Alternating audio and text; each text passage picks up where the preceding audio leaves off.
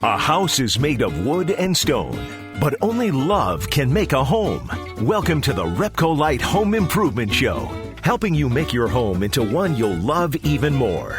On News Radio Wood 1300 and 106.9 FM. Well, good morning, everybody. Happy Saturday. Haley, happy Saturday. Happy Saturday, Dan. I want to start the show talking about rebellion because I'm in the middle of It's a one. new topic for you, yeah. Right. Not an insurrection. I want to make that clear. I don't want to be hauled away anywhere. But a rebellion of sorts. I'm a rule follower, right? Yes. I've annoyed you in the past in a lovable manner. Yeah. Like you'll try to park somewhere and I've got a million questions about, are we going to get towed away or is anybody going to be unhappy with our choices? Right, like we can't leave the car for 5 minutes in like a Yeah. metered zone without paying for it. Like it's really panicky for me. You're a good person. I am a Dan. good person. Right. Well, I got a motorcycle. Well, Dad gave me his motorcycle. Right. And I talked about that a few months ago. That I was you're going to learn all these things this summer, like horseback riding, of motorcycle Dan, riding. right? The summer of growth.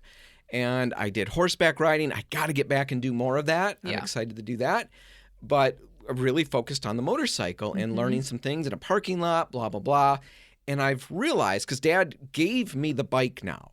You know, I still have to get my endorsement and all of that, so I have things to do before I can ride it anywhere, right? But it's at my house, it's in my garage, and I'm like a whole new person.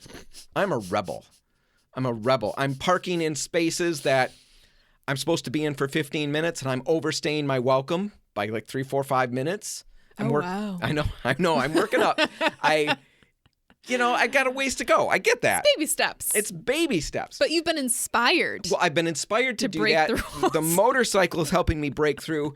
And I thought about, you've got a number of rebellion things that you've done growing up. I mean, I pick and choose the rules that are worth following. Well, I think you've got some really funny stories. One of my favorites in your little rebellion is your little run-in with the law, when you and your friend were creating an invisible rope. You got to tell the people about that a minute. Because this is Haley's form of rebellion, one of them. No, yeah. This is minor. For me, it's big time because the law was involved. Tell them your story. It was more of like a prank It's than a like rebellious prank. Tell them what you did. All right. I think I was like maybe 14. It was during the summer, so like no one was summer of around. We Haley. were bored. And my friend lived right down the street, so we would hang out every day. It was very convenient.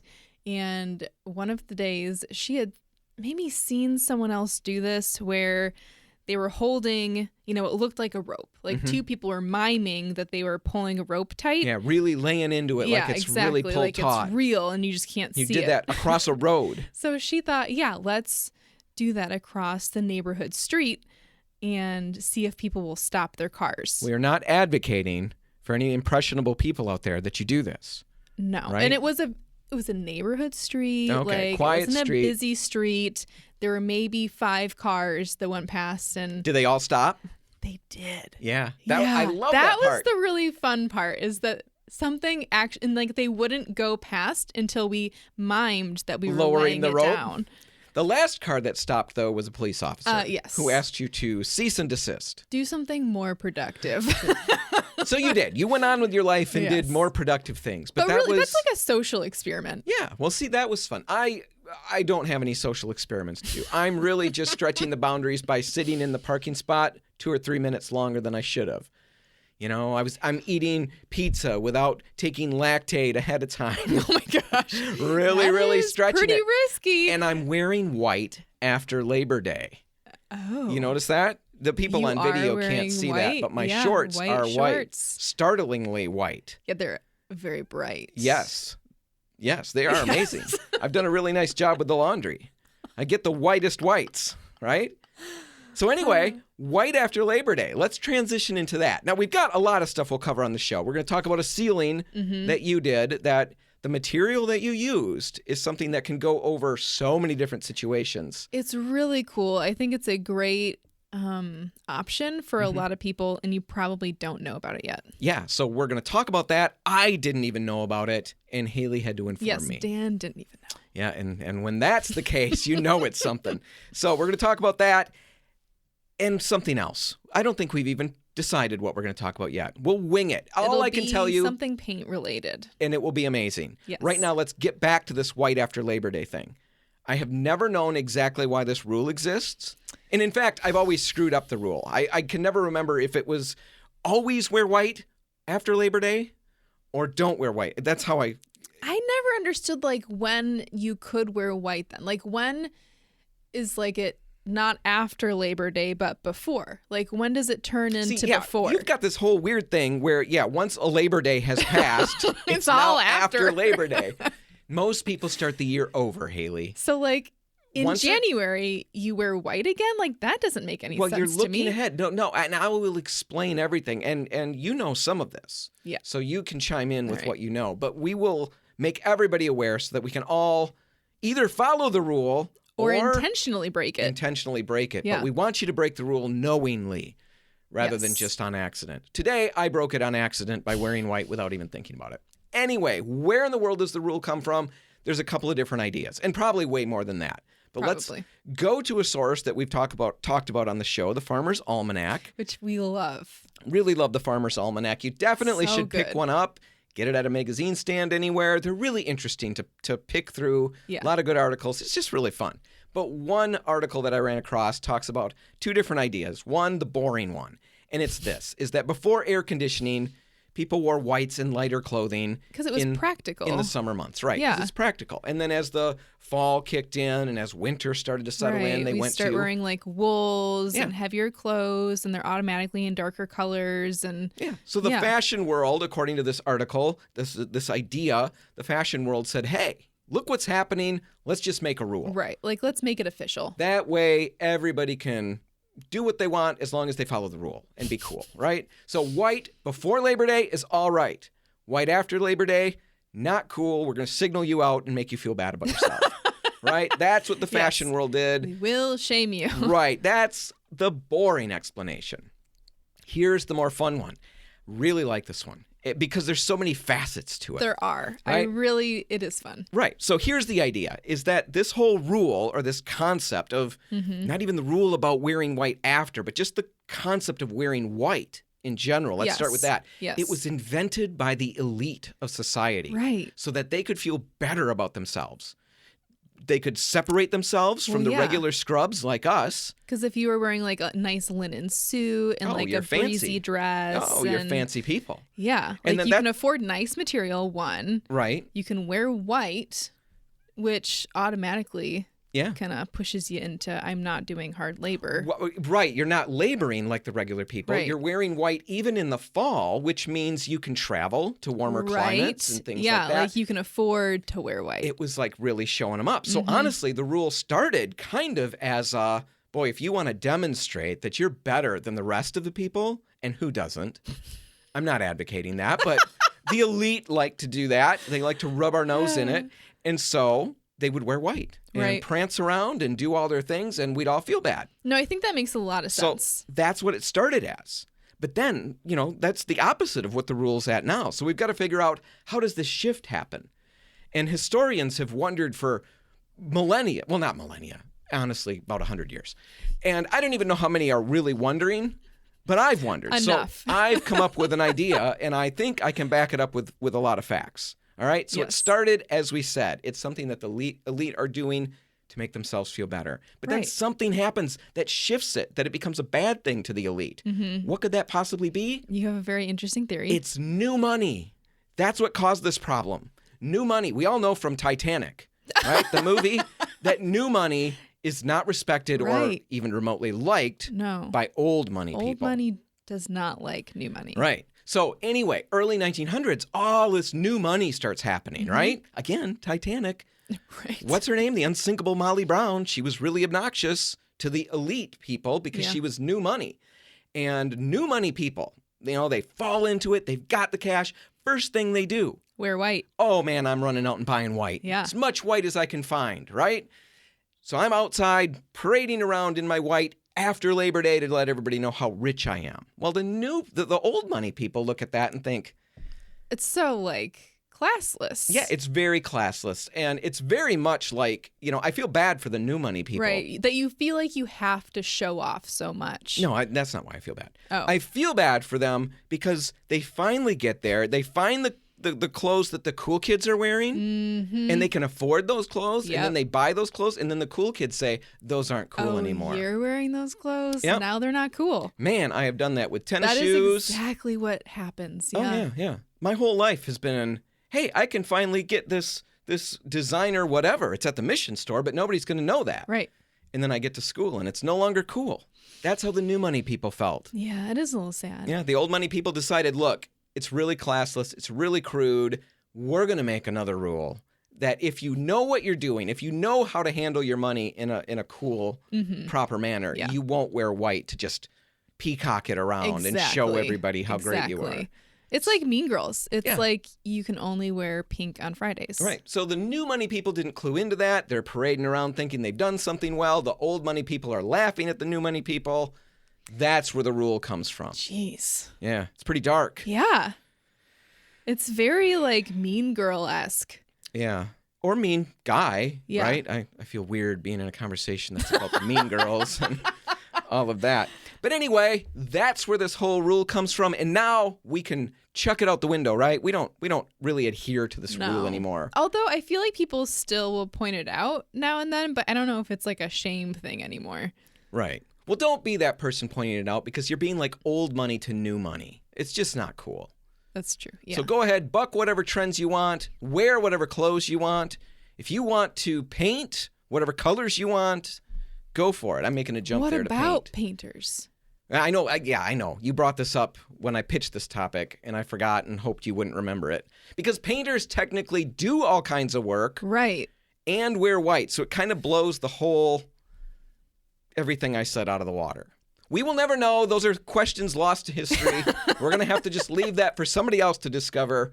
Right now, we got to take a break. We just thought that was kind of fun. That whole white after Labor Day rule has plagued me my whole life. That and wearing green on St. Patrick's Day? Yes, I never get that one right 4th of July. I get pinched all the time.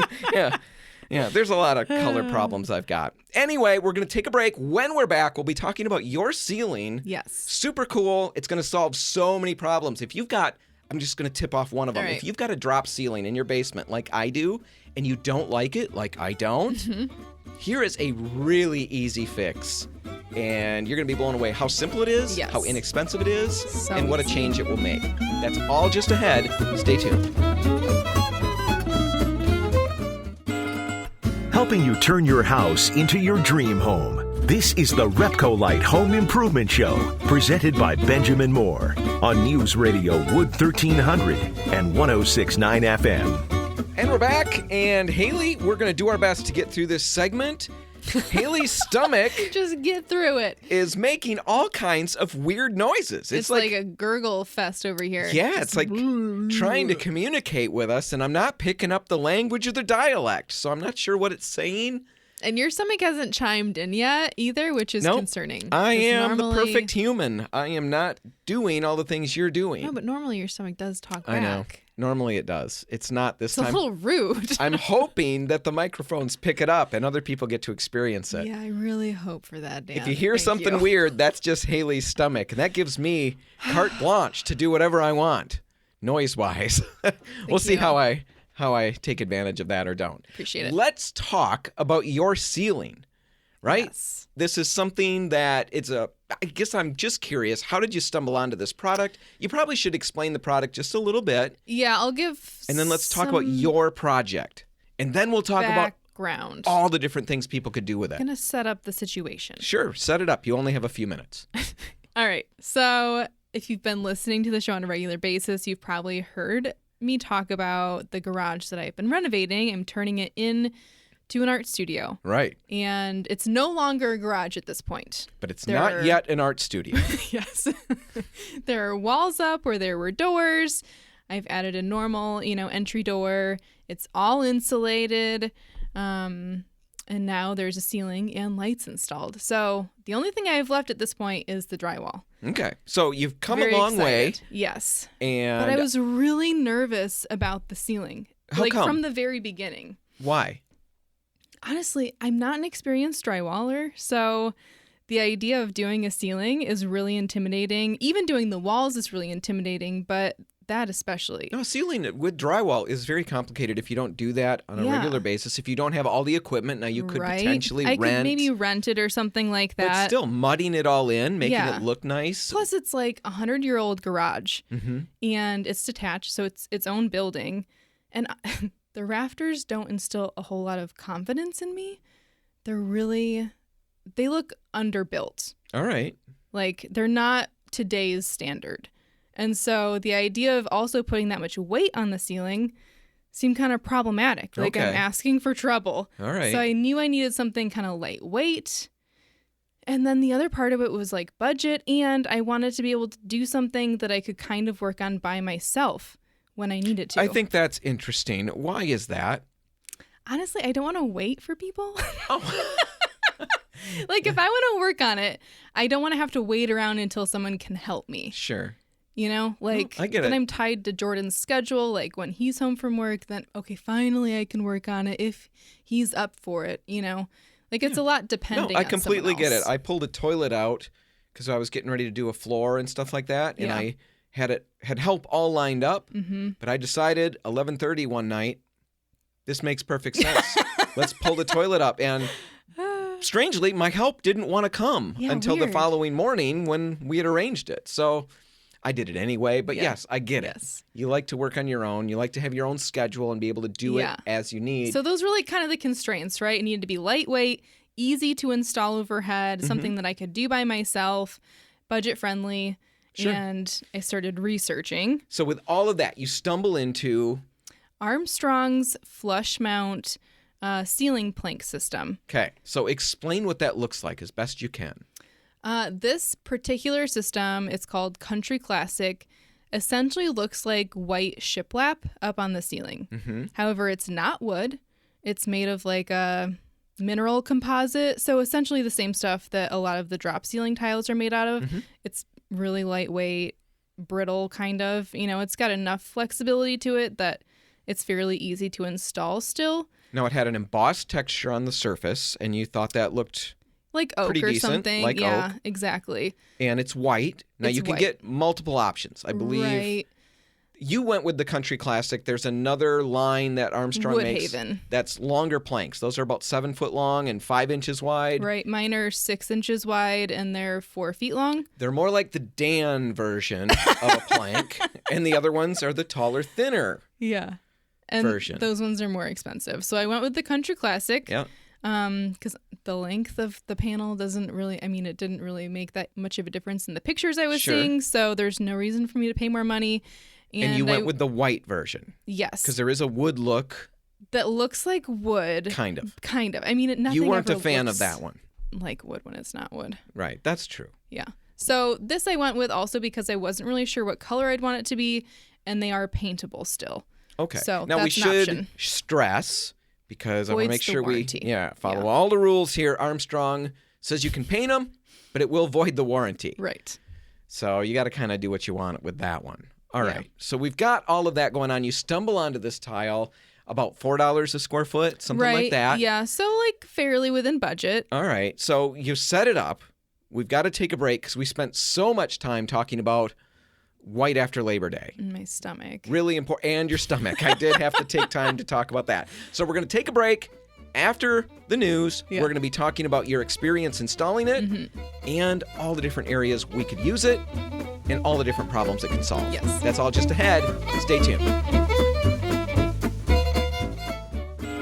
If you want to take your DIY skills up a rung, the RepcoLite Home Improvement Show is here to give you a boost on News Radio Wood 1300 and 106.9 FM. And we're back, and we are talking about Haley's ceiling in her garage/studio. No longer a garage. Right. Not quite yet a studio. It's on its way. Just needs drywall. Just needs drywall, and it will be pristine and perfect, just the way Haley wants it. Now, you talked about a ceiling. You needed something up there, and you could have gone with drywall.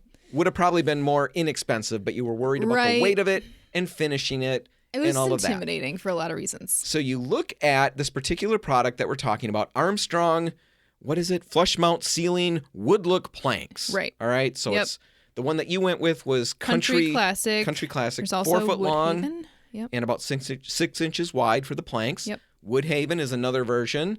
That one's important. We'll talk about why you would want one or the other later. But it looks like white wood. Right. Just looks like white wood. It's got an embossed texture to it. It's actually really convincing, I think. Okay. So you really liked it. It's a tongue and groove, snap together system. Right. But you've got to mount it. Let's talk about the installation. And what were you putting it on? So the way that the ceiling is, you've got the normal ceiling rafters that are supporting the roof, right? But across those, at some point, I think they were probably storing things up in the ceiling rafters. So they made like this grid system out of 2x4s that ran between the ceiling rafters. Okay. I don't think that they were there for any like structural purpose. I think it was really just there to like, Maybe they like the look of 2x4s. Never know. That's possible, Dan. That's possible. So it could be one or the other. Either some kind of storage system or it could just be some strange aesthetic. Yep. But either way, those are there. What it's not the most even, too, so I was worried about that from the very beginning with whatever I went with. It needed to be something that could bridge some gaps. And also, I ended up... We'll get there. Okay. I'm going to back up. I'm just along for the ride. So essentially what you're doing, if you're going to do like the normal system that they sell, is you're going to get these brackets and install those into the ceiling. So they're like a rail almost, right? Right, exactly. So like they're 8 feet long, super thin metal, and you just screw those perpendicular the whole length of the room to the ceiling rafters. Okay. And there's instructions. Yes. And we'll link to those. We're not here to give you the how-to of literal details on that. Complicated in this form. On the radio, it's complicated. Radio. Doing it was simple. Yes. So you attach this rail. Yes. And you do that every couple of feet or so, right? I think I did it like every 18 inches or so. Sure. Yeah. And then you've got these little bracket clip type things. Yeah, right? Little clips that clip onto those rails that I've now installed onto the ceiling. The first row, however, of the ceiling panels, you actually have to screw into that rail system. Okay. So I used number 6 screws, screw in that first row of ceiling panels, and then the next row now has something stable to tongue and groove into. Sure. Right? And that's when the clips start coming into play. So now that I've got the ceiling panel up, I clip the little guy onto the rail, slide it into the tongue, the groove. Yeah, we'll put a video in the show notes so you can see what we're talking about. It's a really slick installation system. It's so easy. Yeah, so you're just taking each plank, putting it in place, and then it locks into one half, like you're saying, the tongue and groove part of one, and then these little clips slide in to the other side, and then the next piece comes on.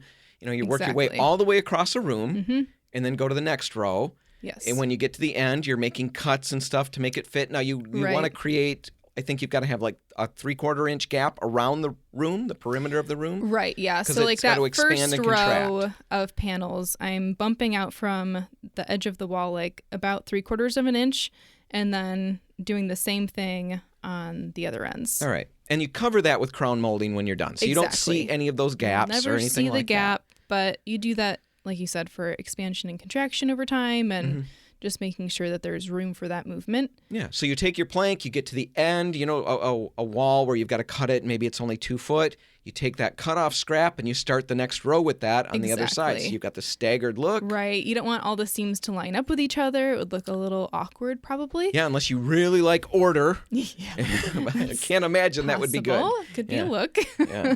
No, I've seen a floor where somebody did that. I forget where. Like a wood floor. Yeah. Well, it was a laminate floor, but they took all the planks and all in a row. Lined them up. Not a good look. We don't advocate for that. No. So anyway, really easy install. We could go on and on trying to talk about the install, but I think we'll lose people. The point is that it was very simple, and you were installing over just open rafter areas, right? Right, exactly. And the garage is about 400 square feet, so it's a good amount of space, and I was doing that by myself. I needed help with the first row of panels. I will say that. I can't really hold the panel in place and screw it in at the same time, so you do need an extra pair of hands for that part. So you are going to need a friend. But everything else I was able to do by myself. Well, look at that. So you only need a friend for a little bit, and you can send them on their way. and operate on your own the way it was meant to be. So anyway, relatively inexpensive, about $4 a square foot or so. You don't need a whole lot of anything else. You just need that bracket system, and all of that comes. We'll put a link in the show notes so you can check it out. And you'll need a drill. Like, as far as tools go, you want a drill. Sure. You want a little chop saw probably, although you could cut these tiles with, a handsaw. Mm-hmm. It's not difficult material to cut through. You score them with a razor knife messy, and all of those things. That's one install. That's over an open rafter kind of a system. Right. But this has so many different applications. Yes. And this is kind of the cool part. Yeah, that's the thing that we really wanted to get to maybe help anybody out there. Let's say you've got a popcorn ceiling. Mm-hmm. You absolutely hate the popcorn ceiling look. Or a really textured ceiling that you just don't want to deal with anymore. Right. This can be installed right over that. Again, you would just find the studs and all of that, and you'd mount these rails that we talked about, and then the clip system just comes into play there. And really, the planks themselves are what? Half an inch thick, maybe? Yeah, maybe. And then with the rail and all of that, what are you losing? About an inch? Like an inch and a half. Okay, an inch and a half of height is all you're going to lose with this. So, like we said, it's called flush mount, and that's the reason. Why. It really, really comes in nice in that regard. So, textured ceilings that you don't want to scrape all clean and all of that. Now, I think on the instructions, they talk about wherever you run these rails, they recommend that you scrape the popcorn texture off. We think you could get by without. Yeah, I don't think that's necessary. Right. If you've got a motorcycle in your garage and you feel rebellious, maybe you don't even need to scrape. Who knows? Yeah. But very easy way to cover those ceilings, because scraping off a popcorn texture and trying to move on can be a lot of work. I mean, it's a huge process, messy process. Yeah, exactly. Super easy. I love that. And it just updates it. Right. Great look. Way better than a drop ceiling. Right. But even if you've got damaged drywall up there or anything like that. Plaster, again, super easy way to get a nice, consistent look. All right. What about a drop ceiling? Yes, this is what you're so excited about. I am really excited about this because I've got a drop ceiling in my basement, and I really honestly didn't mind it until Haley saw it and pointed out how bad that was. I really appreciate that because now I can't see it without realizing how bad it is. Yeah, thank you. But I've been trying to figure out what can I do. I started buying new ceiling tiles to drop in place. Sure. And yes, I could go get the little brackets and turn it into a 2x2 square drop Which ceiling. Is a little bit more it's a little better. Yeah. But with the Woodhaven planks from Armstrong. Yeah, these so are the essentially longer the ones. same thing, just longer. Right, longer, and they're 5 inches wide instead of the six inches wide. But with these, you can actually get little brackets that snap onto the grid that's already there on my drop ceiling. Right. So all I would need to do is get all the panels out of that drop ceiling. Now I've got the grid exposed. I just get these brackets, clip them onto there, and the install process is basically what Haley described. That first row goes in, and it's got to be attached on one end to the bracket system, that grid system that's up there.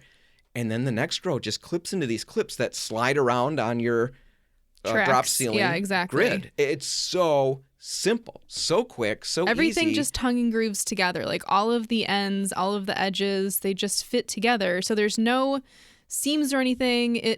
It's really a nice look. Yeah. So it's some way for me to get this drop ceiling completely overhauled, a completely different look. So I'll have a nice wood plank look on the ceiling. I'll get new lights because right now I've got the big fluorescent lights. Yeah. With the clear plastic that, screen. Like yellows over time. Well, I don't mind. I don't mind the yellow. It's the bugs. Yeah. It's like spiders love to eat right above that. So yeah, we just watch and see how many carcasses appear up in there. And then when we try to take it down, it normally cracks because it's so old, and then all the bodies fall out onto your face. Gross. Yeah. And my mouth's always open. Always open. Anyway, I can cover over that. My son, the electrician, he's already come and talked about these little wafer lights that I can put in there. He's got a plan. And this stuff is really easy to cut around lights for, too. Yeah, I am super excited. $4 a square foot and some change, somewhere in that range. It's not completely, it's not free. It's not like I want it. Right. And I just have free money to spend, but it is a reasonable way to really, really update that room. Right. I mean, like within a week, you could have a completely different look. and it's really not that much work. I mean, it's time invested for sure, but it's extremely simple to do. Yeah, definitely some pros, a lot of pros. It's, like we said, a great way to update a ceiling with something that you don't like on it, like the popcorn textures, damaged drywall, drop ceilings. Really great way to update those. It's lightweight. Easy to work with on your own, easy to do on your own, easy to score, easy to cut, easy to work with. Can be a little fragile.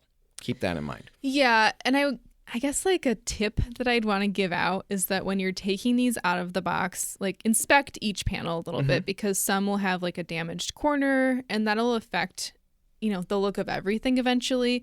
They won't snap in perfectly, things like that. What I have noticed is that if I take one out of the box and just like run my thumb through that tongue and groove section so that everything is lined up and get it nice and set to go into the next panel, it's a lot easier. That way I'm not up in the ceiling trying to force them to go together and ultimately bending the ceiling panel and ruining it. Yeah, use some care when installing them, but really easy to work with. Very low profile, so you're not really losing a lot of height. That's going to matter. Well, it matters and doesn't matter for my ceiling. My ceiling in the basement is already low, so I don't really want to lose too much more. No. But fortunately, we are very low people. You're gifted. So we can adapt to that.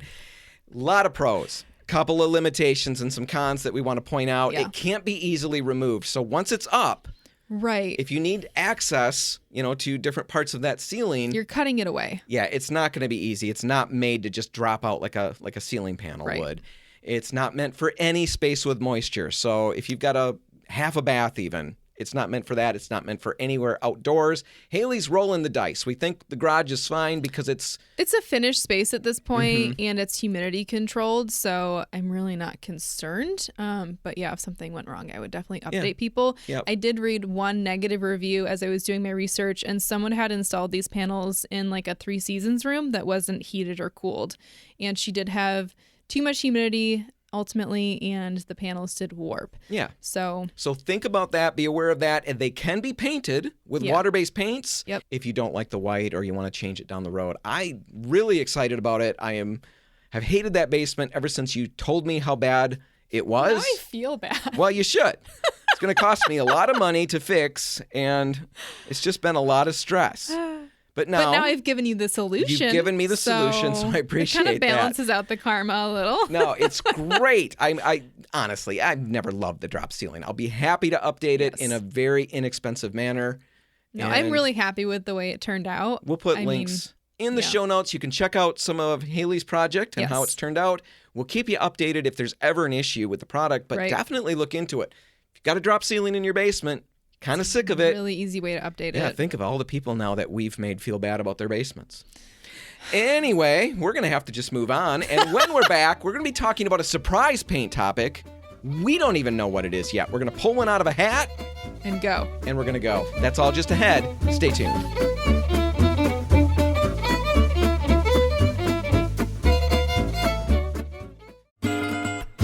If you want to take your DIY skills up a rung, the RepcoLite Home Improvement Show is here to give you a boost on News Radio Wood 1300 and 106.9 FM. And we're back, and Haley, we decided last segment that we were going to just pick a paint topic out of the air. Yeah, we were winging it. And we did. Over the break, we realized, you know what? We need to talk about painting a drop ceiling. So obvious. Yeah, we just spent a whole segment talking about, a couple of segments. Right. Talking about ways to update a drop ceiling. Yeah, with the Armstrong flush mount ceiling panels. They're a wood look, definitely, like shiplap. Definitely cool, definitely inexpensive, really, on the grand scheme of things. We talked about it, but not everybody's going to want to rush in and do that. Yeah. What about painting it? It's a really great project, a really easy way to update that space dramatically. Exactly. It's really dramatic still. Yeah, very inexpensive, but there are a few things that you need to know. And I know a lot of people get confused or concerned or convinced that this is going to be a more complicated project than it is. And it's because there's a lot of different materials up there. You've got that metal grid. You've got your ceiling tiles. Whatever they're made of. Whatever they're made out of. What do I put on them? And we don't ever do that project either. I mean, we maybe do it once, maybe. Yeah. So let's talk about what you need, how you do it, and all of that. But before we jump into that, I guess we do have to take one quick step back and talk about problem areas. Some problem areas, because sometimes drop ceilings will get the brown staining from like water stains or something like that. Well, you can't just prime over those or paint over those with regular paint, or most likely it's going to bleed right through. Exactly. Even general purpose primers don't actually block out that stain very well because they're not built specifically to do that.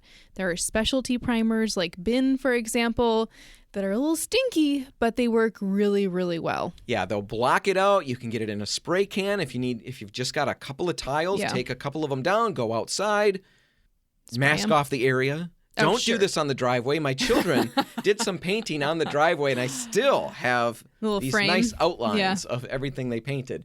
Mask it off with a drop cloth. That's why you want a drop cloth. But yeah, you can just spray those areas, spot prime them. They dry very fast, and then you can put your water-based paint right over top. Yeah, still very simple. So let's say you've got all of that fixed. Now let's talk about that grid. That's the first thing that we need to deal with. Because it is metal. It is metal. And that's a material that typically we would prime first or, use a specialty paint for. Yeah. We're not just putting like a normal water-based paint over it typically, unless we're scuff sanding that and making sure that it's clean and it's going to bond really well.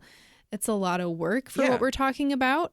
And I think especially with a grid system that's a drop ceiling, it's not going to be super simple to sand that. Right. So we've got a great option. Yeah. Insulex makes, Insulex is a Benjamin Moore company. Yes. And they've got a whole wide range of products. We carry a lot of their primers. One of the primers we talk about all the time, it sticks. Yeah, it's like one of those silver bullet products where it just does an amazing job at this very specific thing, which is bonding to things. Right. It bonds to everything. We've put it on glossy ceramic tile, on glass. Even, just to test it. And it bonds to that. You can barely scratch it off. Yeah. Really good product. Get a quart of that. Get a little 4-inch roller. Clean those grids so there's no dust and stuff like that.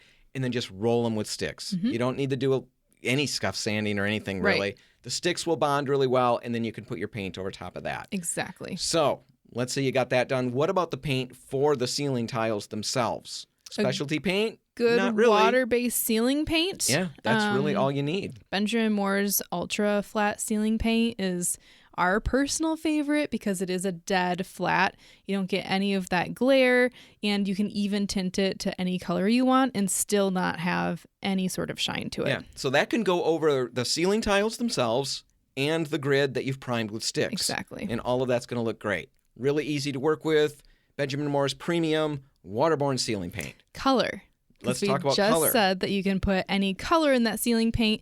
Most people are probably thinking of a white ceiling right now. Because they want it to feel higher, right? We want it to feel you want like it to feel open. Right. And, there is a brightness that brings to the space. So you've got to weigh the pros and cons. But really, if you want the ceiling to feel higher, what you'd want to do is go with a darker color. Which completely seems like crazy talk. We've talked about it on the show, though, and it really works. The darker the color, instead of closing in the space, it recedes. Yeah. It's science of light. Darker the color, the more that recedes in our vision. So if you've got a dark color on a ceiling, it's going to look like it's higher than if you have a white on the ceiling. Yeah, so I'm going to paint my ceiling white so I feel taller in the space. Hey, like there I'm you go. Closer to the ceiling. That's a good trick. All right. So optical illusion. Right. Yeah. What if I don't want to go with white? What if I don't want to go to a really dark color, though? You've got another trick that's basically making the same color as the walls and putting that on the ceiling, right? Exactly. If they're both the same color, then that boundary of where the wall stops and the ceiling begins gets blurred a little bit. So you're not as aware of where that ceiling starts, and it feels higher. Yeah. So anyway, there's your color. We've talked about the product. We've only got a few seconds left. One other thing to think about is if you're going to go to a dark color, you might, it depends on your ceiling tiles. And if you can get them out of that grid easily and put them back in easily, I might paint them down because I've seen them painted while they're up there and the grid masks off certain areas and you can't paint them. Right. And when the ceiling tiles expand and contract, you see that white very, very obviously. Yeah. I wouldn't want that. I'd rather put them back in and do the little touch-ups that I have to do to cover that spot over. But you'll have to play that out by ear. But again, by all means, swing out to any RepcoLite or Port City Paints. Talk about the project. We'll get the right products in your hands and help you get on the way. All right, that's it. That's all the time we've got. We're wrapping it up. If you want to find this one again, you can find it online at RepcoLite.com. I'm Dan Hansen. I'm Haley Johnson. Thanks for listening.